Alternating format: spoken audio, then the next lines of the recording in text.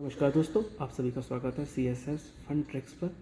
दोस्तों, पढ़ाई के दो कंपोनेंट होते हैं। एक होता है कंसेप्चुअल क्लैरिटी, जिसमें कि हम ये देखते हैं कि आपने जो कुछ भी पढ़ा है क्या कि आप वो समझ में आ रहा है या नहीं, ये कंसेप्चुअली क्लियर करना होता है। दूसरा पोर्शन होता है रिमेम्बरिंग द फैक्ट्स। आपको क्लियर हो गया बट आपको याद नहीं हो पा रहा है, आप एग्ज़ाम में उसको ध्यान नहीं रख पा रहे हो, ये सबसे मुश्किल कंपोनेंट होता है। तो उसके लिए अगर हम कोई अच्छी सी ट्रिक बना लें तो हमारे मैकेनिकली याद रखने में बहुत आसान होता है। तो इस चैनल के जरिए हम कोशिश करेंगे कि आपको कंसेप्चुअल क्लैरिटी भी हो जाए और ऐसी कुछ ट्रिक बन जाए जिससे आप मज़े के साथ याद रख पाओ। तो इसको आप अप्लाई कर सको अपने एग्ज़ाम्स में और अच्छे मार्क्स गेन कर सको। तो आप सभी का स्वागत है एक बार फिर। चलिए स्टार्ट करते हैं पहले क्वेश्चन से।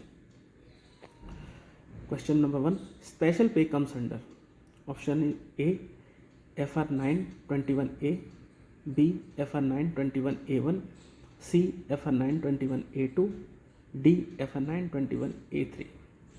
तो दोस्तों इसे समझने के लिए सबसे पहले हमें समझना होगा कि पे क्या होता है। तो देखिए, पे का हम कैसे याद रखेंगे फंडामेंटल राइट। पे हमारी बेसिकली जिस दिन हमारी पे आती है अकाउंट में उस दिन हम 9th क्लाउड पर होते हैं, तो यानी कि 9 आएगा, फंडामेंटल राइट 9। और जिस दिन हमें पे मिल जाती है हम लिबरेट हो जाते हैं, हमारे पास खूब सारा पैसा होता है, हम जो चीज़ चाहे खरीद सकते हैं, जो चीज़ चाहे खा सकते हैं, हमें कोई सोचना नहीं पड़ता। तो इस तरह से हमें लिबर्टी मिल जाती है, और लिबर्टी आती है अंडर आर्टिकल 21 ऑफ कॉन्स्टिट्यूशन। तो इसका मतलब 9 और 21। तो जब भी पे की बात होगी तो आप याद रखोगे आप 9th क्लाउड पे होते हो और आपको लिबर्टी मिल जाती है कुछ भी खर्च करने की, तो आपका FR 921A आ जाएगा। अब आता है कि 1, 2 या 3 ये कौन सा अप्लाई होगा। तो पे को हमने फंडामेंटल राइट्स के अकॉर्डिंग 3 कैटेगरीज में रखते हैं। पहला है FR 921A1। तो 1 है तो सबसे पहले आपकी वही पे आएगी जो जिसमें आप अपॉइंट हो, इसको हम बोलते हैं सब्सटेंटिव पे। सब्सटेंटिव पे होती है जिस पोस्ट पे आप अपॉइंट हो उसके अगेंस्ट में आपको मिलती है, तो पहले नंबर पर आएगी तो सब्सटेंटिव पे। अब आता है FR 921A2 में क्या आएगा। तो 2 की जब बात करेंगे तो 2 में नंबर 2 आ रहा है तो 2 पे आएंगे इसमें। और 2 पे कौन कौन सी होंगी, एक होगी पर्सनल पे और एक होगी स्पेशल पे। और इसके अलावा जो कुछ बचेगा यानी कि अदर अलाउंसेस वो आपका 3 में आएगा। तो इसके हिसाब से स्पेशल पे किस में आएगी, इसका आंसर होगा C FR 921A2। Next question पे चलते हैं। Non practising allowance are the part of special pay. सबसे पहले समझना होगा स्पेशल पे क्या होता है। देखिए, स्पेशल पे आपको जो मिलती है 3 कंडीशंस पे मिलती है। या तो आपको नॉर्मल पे के साथ आर्डुअस नेचर ऑफ ड्यूटीज़ मिली हो, या स्पेशल एडिशन कुछ ऐड हो गया हो काम में, या फिर आपको हायर रिस्पॉन्सिबिलिटीज़ मिली हो। अगर इन तीनों का साथ होता है तो आपको पे के अलावा गवर्नमेंट को लगता है कुछ एक्स्ट्रा पे करना चाहिए, और इसको हम स्पेशल पे बोलते हैं। तो इसमें एक आपकी आती है नॉन प्रैक्टिसिंग अलाउंस। और नॉन प्रैक्टिसिंग अलाउंस क्या होता है, अगर किसी एम्प्लॉय के पास कुछ एक्स्ट्रा क्वालिफिकेशन है जिससे वो को मार्केट में ऑफिस आवर्स के बाद कुछ एक्स्ट्रा अर्न कर सकता है, लाइक डॉक्टर्स। डॉक्टर का CGHS डॉक्टर है तो ऑफिस आवर्स के बाद अपनी प्रैक्टिस कर सकता है, बट गवर्नमेंट बोलेगा कि आप नहीं कर सकते हो क्योंकि आप गवर्नमेंट एम्प्लॉई हो, आप कोई किसी अदर पेड एम्प्लॉयमेंट में पार्टिसिपेट नहीं कर सकते हो। तो उसको कंपनसेट करने के लिए गवर्नमेंट उसको नॉन प्रैक्टिसिंग अलाउंस देगी, यानी आप प्रैक्टिस मत कीजिए, आपको जो भी लॉस हो रहा है हम उसको आपको देंगे। जैसे कोई लॉयर है, एडवोकेट है, गवर्नमेंट एम्प्लॉय है, तो गवर्नमेंट उसको नॉन प्रैक्टिसिंग अलाउंस देगा अगर वो रेलिवेंट प्रोफाइल पर है तो नॉन प्रैक्टिसिंग अलाउंस जो होता है वो स्पेशल पे का पार्ट होता है। तो इसका आंसर होगा A, यस। अब तीसरा क्वेश्चन आता है, स्पेशल पे is not treated for the benefit of. तो स्पेशल पे किस चीज़ के लिए, किस बेनिफिट के लिए हम उसको काउंट नहीं करते हैं। पहला है DNS अलाउंस यानी DA, दूसरा है HRA, तीसरा है पेंशन और चौथा है फिक्सेशन ऑफ पे। तो देखिए, स्पेशल पे जो होगी आपकी वो आपका एक अलाउंस है, वो आपकी पे नहीं है। तो उस पर आपको DA, HRA, पेंशन कोई बेनिफिट नहीं मिलेगा। अब कोई गवर्नमेंट एम्प्लॉय बोलता है कि वो रिटायर हुआ है और उस टाइम पे उसको कुछ स्पेशल पे मिल रहा था क्योंकि वो हायर रिस्पॉन्सिबिलिटीज़ फुलफिल कर रहा था। इसका मतलब ये नहीं है गवर्नमेंट उसकी पे भी फिक्स कर देगी स्पेशल पे के अकॉर्डिंग, नहीं। उसकी पे फिक्स होगी, जो उसकी पे थी उस पोस्ट में उसके अकॉर्डिंग उसकी पे फिक्स की जाएगी। तो दैट इज़ कॉल्ड स्पेशल पे। अब आती है फिक्सेशन ऑफ पे। तो फिक्सेशन ऑफ पे में गवर्नमेंट ऑफ इंडिया का एक रूल होता है कि आपको जो भी पे मिल रहा है उससे कम पे नहीं मिल सकती। तो कम नहीं मिल सकती, तो इसलिए जब भी आपकी पे फिक्स की जाएगी उसको कंसीडर किया जाएगा। तो स्पेशल पे जो है वो बेनिफिट ऑफ फिक्सेशन ऑफ पे रहेगी, बट DA, HRA, पेंशन किसी के लिए भी नहीं रहेगी। तो इसका आंसर हो जाएगा आपका ए 1, 2 एंड 3। अब चलते हैं नेक्स्ट क्वेश्चन पर। Which of the following is correct regarding personal pay. अब पर्सनल पे पर आ जाते हैं। Pay granted to a government servant to save him from the loss in the substantive pay. Second statement है it is applicable to tenure post also, और third है it is due to reduction of substantive pay. तो पहले समझते हैं personal पे क्या होती है। पर्सनल पे अगर हम सिंपल लैंग्वेज में समझते हैं तो अगर आपके जूनियर को किसी भी रीजन से अगर आपसे ज़्यादा पे मिल रही है तो सीनियर की पे उससे कम नहीं हो सकती, आपको कुछ पे बढ़ा दी जाएगी, एक्स्ट्रा पे कर दिया जाएगा, उसे बोलते हैं पर्सनल पे। लेकिन इसमें कंडीशन है कि जूनियर को किसी अचीवमेंट या उसने कोई ओलंपिक में गोल्ड मेडल जीत लिया, कुछ जीत लिया, उसकी वजह से उसको इंक्रीमेंट मिल रहा है तो उसको काउंट नहीं किया जाएगा। बट यूजुअली मान लो पे फिक्सेशन हुआ पे कमीशन के बाद, उसमें उसकी पे आपसे ज़्यादा हो गई, तो उस केस में आपको उससे कम पे नहीं मिल सकती। तो इसको हम सिंपल भाषा में याद रखें, अगर ट्रिक की फॉर्म में तो कर सकते हैं कि अगर आपका जूनियर आपसे ज़्यादा पैसे उठा रहा है तो सीनियर को कुछ पैसे दे दिए जाते हैं कि पर्सनली आप कुछ पैसे ले लो और मामले को सेटल करो, रफा दफा करो, तो उसको पर्सनली कुछ पैसा दे दिया जाएगा। इसको हम बोलते हैं pay granted to government servant to compensate his loss.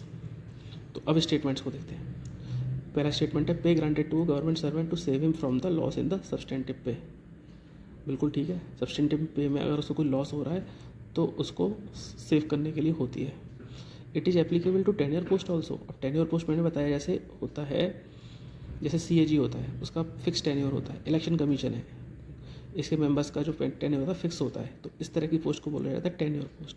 अब अगर किसी को टेन्योर पोस्ट मिल रही है पर है कोई एम्प्लॉय, उस केस में अगर वो अपने जूनियर से बोलता है मुझे इससे ज़्यादा मिल रहा है, तो 5 साल या 6 साल का तो आपको टेन्योर हो रहा है, कहीं कहीं 2 साल का भी है, उसमें जूनियर से आप कैसे फिक्स करोगे, बहुत मुश्किल हो जाएगा और वो एक परमानेंट एम्प्लॉयमेंट नहीं है, तो इसलिए उसमें ऐसे कंसिडर नहीं करेंगे। दूसरा है, तीसरा स्टेटमेंट आपका it is due to reduction of the substantive pay. बिल्कुल ठीक है, आपका रिड्यूस हो गई है जूनियर के मुकाबले, तो आपको मिलेगा। तो इसका आंसर होगा 1 and 3, तो answer is B. Next question पे चलते हैं। If a government servant is holding a post on ad hoc basis other than the post in which he is appointed, that means जिस पोस्ट पर वो अपॉइंट हुआ था, जो सब्सटेंटिव पोस्ट थी, उसके अलावा किसी और पोस्ट पर एडॉक बेसिस पर काम कर रहा है या किसी भी तरह से काम कर रहा है, he will be entitled for answer A presumptive पे, बी स्पेशल पे, सी पर्सनल पे और डी ऑल 3। तो पहले समझते हैं, स्पेशल पे को हमने समझ लिया, पर्सनल पे को समझ लिया, प्रिजम्पटिव पे को समझते हैं। प्रिजम्पटिव पे क्या होता है कि अगर कोई एक एम्प्लॉय अपनी पोस्ट को छोड़ के कहीं और चला जाता है जॉब करने के लिए 2 साल 3 साल, उसके बाद वो लौट कर आता है, तो जितना पे उसका था उस पर उसको इंक्रीमेंट नहीं मिलेगा। बीच के ड्यूरेशन में भी ये माना जाएगा कि वो इस पोस्ट पर था, ये प्रिज्यूम किया जाएगा कि वो इस पोस्ट पर था और इस पोस्ट पर जो भी उसका इंक्रीमेंट उस डेट को बन रहा होगा उसके हिसाब से उसको उसका पे फिक्स होगा। यानी कि अगर कोई ASO है, वो 70,000 का पे उसको मिल रहा है, वो 2 साल बाद आता है किसी और पोस्ट पर डेपुटेशन पर चला जाता है कहीं भी और लौट कर आता है, और उस टाइम पर उसकी पे 70,000 पर फिक्स नहीं होगी।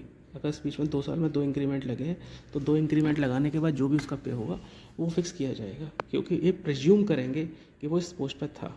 तो इसका सिंपल सा मतलब होता है कि जब कोई एक एम्प्लॉय दूसरी जगह जाता है तो हम प्रिज्यूम कर लेते हैं कि वो यहीं पर था और उस हिसाब से पे फिक्स की जाती है। तो इस केस में इसका आंसर होगा a presumptive pay. Next question is which of the statement is are true regarding fee. तो पहले समझते हैं फ़ी। देखिए 2 टर्म होते हैं जो बहुत कन्फ्यूजिंग होते हैं, एक होता है फ़ी, एक होता है ऑनरेरियम। दोनों में डिफरेंस क्या होता है? देखिए फ़ी जो होती है उसे कभी भी कंसोलिडेटेड फंड ऑफ इंडिया या कंसोलिडेटेड फंड ऑफ स्टेट या कंसोलिडेटेड फंड ऑफ यूटी से पे नहीं किया जाता। इसके अलावा होती है, आप लोगों ने GST के केस में एग्जांपल देखा होगा, GST के स्लैब्स फिक्स हैं, गवर्नमेंट को एक्स्ट्रा कलेक्ट करना होता है तो उस पर फ़ी लगा देती है क्योंकि वो कंसोलिडेटेड फंड ऑफ इंडिया का पार्ट नहीं है। अगर वो उसके स्लैब के अकॉर्डिंग लेंगे तो उनको GST काउंसिल के थ्रू जाना पड़ेगा और वो पैसा कंसोलिडेटेड फंड ऑफ इंडिया में जाता है, इसलिए गवर्नमेंट डायरेक्टली उसको बाईपास करने के लिए फ़ी का यूज़ कर लेती है। तो फ़ी इससे हम याद रख सकते हैं कि is not part of consolidated fund of India, जबकि ऑनरेरियम आपका कंसोलिडेटेड फंड ऑफ इंडिया का पार्ट होता है। ठीक है, दूसरा स्टेटमेंट है it includes unearned interest on security. Unearned का मतलब हो गया कि आपने बिना एफर्ट्स के आपको कोई इनकम आपको मिली है, जैसे इंटरेस्ट ऑन सिक्योरिटी, आपके कुछ शेयर्स थे, उस पर आपको डिविडेंड मिला, तो क्या ये फ़ी का पार्ट होगा? ये बिल्कुल नहीं होगा, क्योंकि ये आपको मिला नहीं है, फ़ी किसी काम के लिए नहीं मिला है, ये तो आपका इन्वेस्टमेंट था, उसके अगेंस्ट में मिला है। तो अगर इस तरह का कुछ होता है तो आपको ये आपका फ़ी का पार्ट नहीं माना जाएगा। तो इस हिसाब से इसका आंसर होगा डी, नन ऑफ दीज। अब नेक्स्ट क्वेश्चन पे चलते हैं। Which of the statements is are true regarding honorarium? अब ऑनरेरियम आ गया। Honorarium is paid from consolidated fund of India, state duty, ये तो क्लियर है। अब दूसरे स्टेटमेंट पे आते हैं। It is a remuneration for a special work of occasional और इंटरमीडिएट कैरेक्टर। तो देखिए, सबसे पहले तो हमें ये समझना है कि गवर्नमेंट सर्वेंट का जो भी टाइम होता है 24 hours as at the disposal of government, तो उसको कहीं भी वो उसे यूज़ कर सकते हैं। बट इसके बावजूद भी कोई गवर्नमेंट सर्वेंट ऐसा काम करता है जो कि एक्सेप्शनली गुड है, तो उसको गवर्नमेंट ऑनरेरियम देती है, उसे ऑनर करती है कि इसने बहुत अच्छा काम किया है, एनकरेज करने के लिए उसको ऑनरेरियम दिया जाता है। तो ये जो होता है आपका स्पेशल वर्क और ओकेजनल और इंटरमीडिएट कैरेक्टर के लिए दिया जाता है। तो हिसाब से दोनों आंसर इसके सही हैं।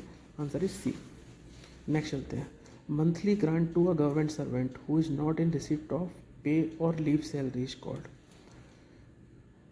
पहले समझ लेते हैं क्वेश्चन को कि पे क्या होता है। गवर्नमेंट सर्वेंट को पे किस केस में मिलती है? या तो उसको काम करता है तो उसका पे मिलता है, या फिर लीव जो उसने के अकाउंट में होती हैं उसके अगेंस्ट में छुट्टी पर होता है तो लीव सैलरी मिलती है। अगर ये दोनों ही नहीं मिल रही तब क्या होगा?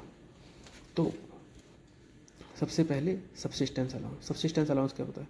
सब्सिस्टेंस अलाउंस होता है कि ना तो उसको पे मिल रहा है ना उसको लीव सैलरी मिल रही है। सपोज़ वो सस्पेंड है, सस्पेंशन के टाइम पर क्या होगा? उसको कुछ भी नहीं मिलता, तो गवर्नमेंट उसको मरने के लिए तो नहीं छोड़ सकती ना, तो गवर्नमेंट उसको इतना अमाउंट देगी जिससे कि वो सस्टेन कर सके अपनी फैमिली लाइफ को। तो उसके लिए उसको सब्सिस्टेंस अलाउंस दिए जाते हैं। तो सब्सिस्टेंस अलाउंस होते हैं सस्टेन करने के लिए जब उसको पे या लीव सैलरी नहीं मिलती। तो आंसर इज ए। अब समझ लेते हैं समटरी अलाउंस क्या होता है। समटरी अलाउंस क्या होता है कि कोई एम्प्लॉय अपनी ड्यूटीज़ के बीच में कुछ एक्स्ट्रा काम कर रहा है रूटीन लाइफ में, जिसके लिए उसको मेंटेन करने के लिए कॉस्टिंग भी लग रही है, तो उसको मेंटेन करने के लिए गवर्नमेंट उसको अलाउंस देती है। जैसे आर्मी में बड़ी बड़ी मूछें रखने के लिए दी जाती है या किसी इस तरह की एक्टिविटी के लिए, तो इसको हम बोलते हैं समटरी अलाउंस। अनएम्प्लॉयमेंट अलाउंस का कॉन्सेप्ट इंडिया में नहीं है, बाहर दिया जाता है कि आपको क्वालिफिकेशन होने के बावजूद भी अगर जॉब नहीं मिलती तो अनएम्प्लॉयमेंट अलाउंस मिलते हैं। तो इसका आंसर हुआ ए। अब चलते हैं मीनिंग ऑफ ड्यूटी इंक्लूड्स। पहला आता है जॉइनिंग टाइम। तो जॉइनिंग टाइम क्या होता है? जॉइनिंग टाइम होता है जब किसी गवर्नमेंट सर्वेंट को एक पोस्ट से दूसरी पोस्ट पर जब ट्रांसफ़र किया जाता है तो उस बीच में टाइम होता है, उसको जॉइनिंग टाइम बोलते हैं। उसको उसकी ड्यूटी का पार्ट माना जाता है कि वो ऑन ड्यूटी है, या कोई टूर पे होता है, या कोई गवर्नमेंट एम्प्लॉय एलटीसी पे होता है। तो ये सब जो होता है वो जॉइनिंग टाइम जो है उसको माना जाएगा उसकी ड्यूटी का पार्ट। दूसरा आता है suspension followed by minor penalty. Suspension, देखो सस्पेंशन के टाइम पर ये डिसाइड नहीं किया जाएगा कि वो ड्यूटी पर था या नहीं था। सपोज उसको सस्पेंड किया गया, इस पर देखा जाएगा डिसिप्लिनरी प्रोसीडिंग स्टार्ट कर देते हैं। अब उसको लगा माइनर पेनल्टी वाला केस था ये, तो माइनर पेनल्टी केस में उसको सस्पेंड करने की ज़रूरत ही नहीं थी, वो तो वैसे भी साथ साथ चल सकती थी, बट अब कर दिया था तो हम उसको एज ए ड्यूटी ट्रीट करेंगे माइनर पेनल्टी।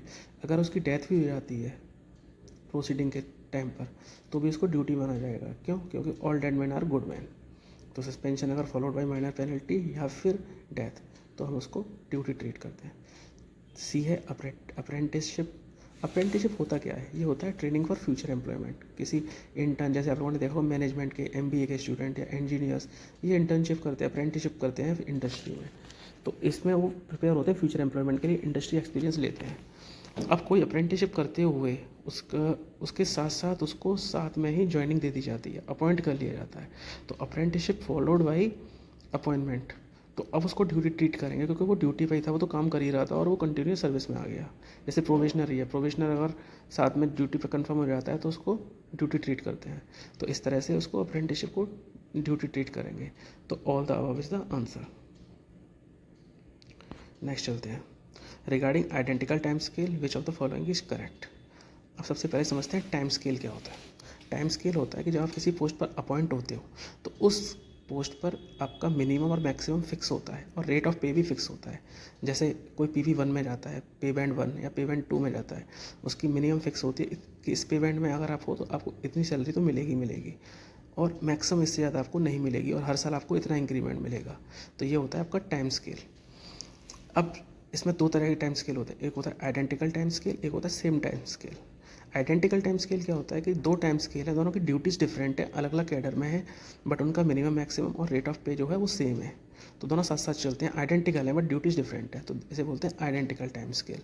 इसमें आप समझ सकते हो जैसे कि एक असिस्टेंट सेक्शन ऑफिसर और एक इनकम टैक्स का इंस्पेक्टर, दोनों की ड्यूटी सेम है लेकिन टाइम स्केल अलग है, तो आइडेंटिकल टाइम स्केल कहे जाएंगे। तो इसमें आप देख सकते हो ऑप्शन देख लेते हैं। If the minimum and maximum pays are same, ठीक है, period of increment are identical in the scale, ये भी ठीक है, rate of increment are identical in the same scale, ये भी सही है, तो इसका आंसर होगा डी। अब नेक्स्ट चलते हैं रिगार्डिंग सेम टाइम स्केल, अभी आ गया सेम टाइम स्केल वाला। तो सेम टाइम स्केल हमने डिस्कस किया था कि आप एक ही ग्रेड में हो, एक ही कैडर में हो, आपकी ड्यूटीज़ डिफरेंट है थोड़ी सी, बट आपके पीरियोडिक इंक्रीमेंट वगैरह सेम है। जैसे बात करते हैं सेक्शन ऑफिसर और डेस्क ऑफिसर की, सेक्शन ऑफिसर की ड्यूटीज़ अलग होती हैं और डेस्क ऑफिसर की अलग होती है, लेकिन दोनों एक ही कैडर में CSS कैडर में होते हैं और दोनों की इंक्रीमेंट वगैरह सब कुछ सेम होता है। तो इसके आंसर देख लेते हैं। Both the post are in same cadre, ठीक है, period of increments are identical in the scale, ये भी ठीक है। तीसरा है rate of increment are identical in the scale, ये भी ठीक है, तो इसका आंसर भी ऑल ऑफ द अबव हो जाएगा। अब चलते हैं नेक्स्ट क्वेश्चन पे। If a post is with a definite rate of pay sanction for indefinite period, it is called. इसमें दो चीज़ें हैं, डेफिनेट रेट ऑफ पे और पीरियड है इंडेफिनिट, तो इसको हम समझ लेते हैं। एक होती है परमानेंट पोस्ट, एक होती है टेम्परेरी पोस्ट। परमानेंट पोस्ट क्या होती है, जब आपको डेफिनेट रेट पे मिलता है, आपको इतना पे है, आपका इतना इंक्रीमेंट है, और इनडेफिनेट पीरियड होता है, आप रिटायरमेंट तक आपको मिलेगा जब तक आपकी रिटायरमेंट का टाइम नहीं हो जाता, तो उसे परमानेंट पोस्ट बोलेंगे। अगर हम परमानेंट पोस्ट की बात अगर हम वैसे करते हैं तो लोग बोलेंगे उस पर हटा नहीं सकते, जॉब से निकाल नहीं सकते, बट FRSR के टर्म्स अगर हम बात करेंगे स्टैंडर्ड डेफिनेशन की, तो उसको डेफिनेट रेट ऑफ पे मिलेगा और इनडेफिनेट पीरियड के लिए मिलेगा, क्योंकि जब तक वो रिटायर नहीं होता उसको मिलता रहेगा। दूसरी होती है टेम्परेरी पोस्ट। टेम्परेरी पोस्ट में होता है definite rate of pay for definite period, यानी कि जिस पे स्केल में उसको रखा है उसका टाइम फिक्स है, इतने टाइम के बाद उसको हटा दिया जाएगा। जैसे कॉन्ट्रैक्ट किया जाता है कि 11 महीने का कॉन्ट्रैक्ट है या 2 साल का कॉन्ट्रैक्ट है, तो उसका डेफिनेट रेट ऑफ पे होता है और डेफिनेट पीरियड भी होता है, तो उसको हम बोलते हैं डेफिनेट पोस्ट।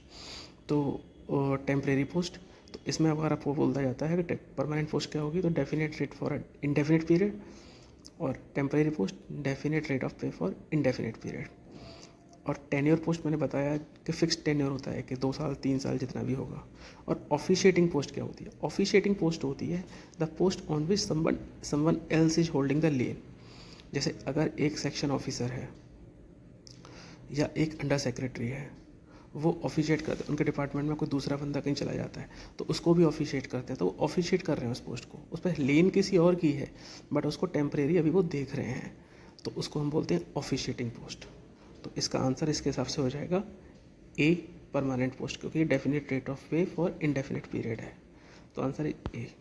दूसरा, if a post is carrying definite rate of pay sanction for limited time, यानी ये वाला केस हो गया definite rate of pay sanction for definite time, तो इसका आंसर हो जाएगा बी। अब चलते हैं next question. If a permanent post which an individual can not hold for more than a certified period, it is called, यानी कि आपका टेन्योर फिक्स है, इतने टाइम से ज़्यादा आप इसे होल्ड नहीं कर सकते हो, तो इसको हम बोलेंगे टेन्योर पोस्ट, तो इसका आंसर हो जाएगा सी। और नेक्स्ट चलते हैं हम 15th और लास्ट क्वेश्चन पर। If a government servant officiate in a post when he performs the duty of a post on which another person is holding a lien, it is called. तो somebody else is holding a lien on a post which he is performing the duties.